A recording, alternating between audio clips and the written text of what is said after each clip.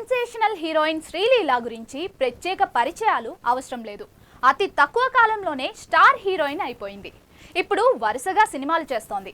రాఘవేంద్రరావు దర్శకత్వంలో రూపొందిన పెళ్లి సందడి సినిమాతో తెలుగు ప్రేక్షకుల ముందుకు వచ్చిన ఈ బ్యూటీ ఆ తర్వాత ఒక్కో సినిమాతో క్రేజ్ను పెంచుకుంటూ టాలీవుడ్లో స్టార్ హీరోయిన్గా ఎదిగింది.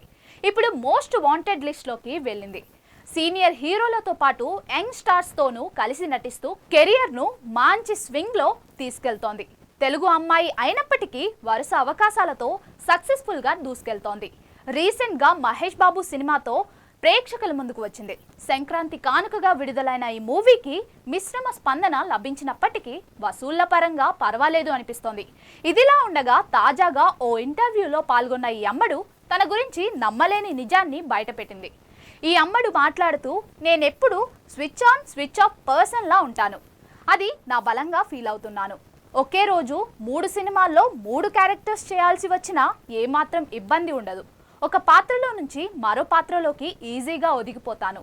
సెట్లో ఉన్నంతసేపు యాక్టింగ్ తప్ప మరో ధ్యాస ఉండదు.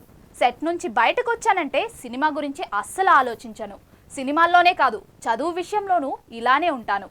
బుక్ పట్టుకుంటే నేను ఖచ్చితంగా చదవాలి అనే ఆలోచనతో ఉంటాను అని చెప్పుకొచ్చింది. ఇటీవల వచ్చిన గుంటూరు కారం సినిమాతో మరో హిట్ను తన ఖాతాలో వేసుకుంది. ఇక మరో 2 ప్రాజెక్టులలో నటిస్తోంది. త్వరలోనే వాటి గురించి ప్రకటించబోతున్నట్లు తెలుస్తోంది.